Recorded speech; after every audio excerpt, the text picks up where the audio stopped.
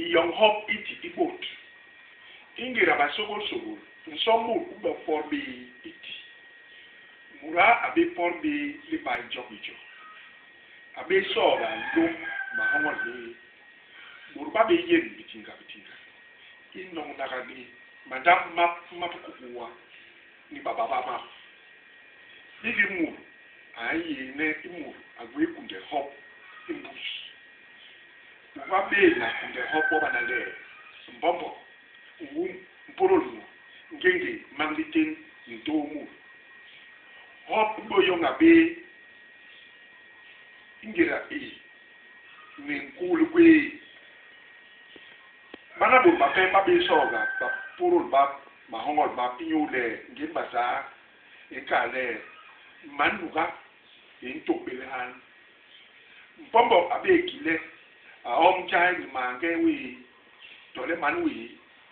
iunda le amugebi we iyomba kis anere yo bampombo banda kinye hop ndinye amba be hop abe abanangaba yomde namatera yele bankirwe bombo hop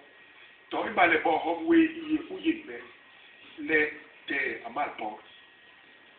hop be chaka hop be le ibale bo manchaka hop iti tole mu amba mbaza murwa bo mwe ban nok li suje le hop mu abele de chaka je le hop binti ba hop we hani yen murwa hobi babe makanye le yenisi ngira bankal mu le poro we anyi hop ngira muranwo ibal bo mu anwo nje akole iyom hop inyu itomo yeye imura yele ibunyen antomo le mu we anwoki aboboki ibalbo akono ndiri sokon ankale akono ndi balbo banto gande manonye ankale muwe nunu anwo babi jeziembu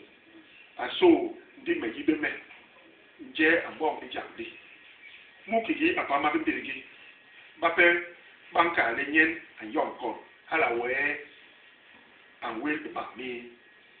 njen mu ku ibale bo inene hala ndumye itabi ma ya mo maso na mamilin ha ibale bo murawo abongo bebe ba ma anyen imura yomho antongo ninye anka de imangelu no abama ngendiya ambi nwa angwalbon anomna nwiki isin nwiki ka ababe murudan amporle imura ba nye pil alo li somo